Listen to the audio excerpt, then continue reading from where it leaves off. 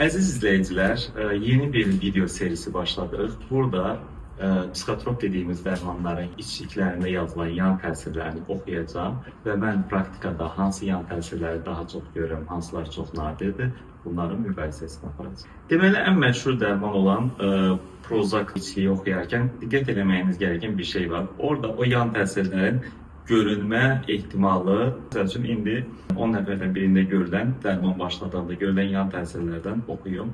Ürək bulanma, ishal, qarın ağrısı. Bunlardan ürək bulanmanı ən sıx görürük. Hardasa bir 20-30%, bəlkə də biraz daha çox olar, 40%. İştahın azalması, arıqlama. Bunu görürəm. Hətta bəzi insanlar bu təsirdən də məmnuniyyət dilə gətirirlər. Cinsi istəksizlik və orqazm çətinliyi.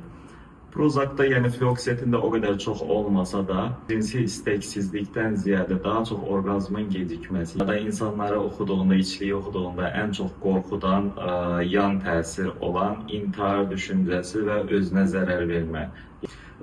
Bu mövzu çox belə qatışıq bir mövzudur. İlk düzələn əlamət fiziki yorğunluğun düzəlməsi olur, sonrasında depressiv hisslərin düzəlməsi olur. Dərin depressiyada olan, ancaq özünə qəsd edəcək qədər enerjisi belə olmayan bir xəstə dərman müalicəsindən sonra fiziki olaraq enerjisinin bərpa olması səbəbi ilə bu səfər hələ ki depressiv duyğu durumundan çıxmadığı üçün intihar cəhdini reallaşdırmaq istəyə bilər.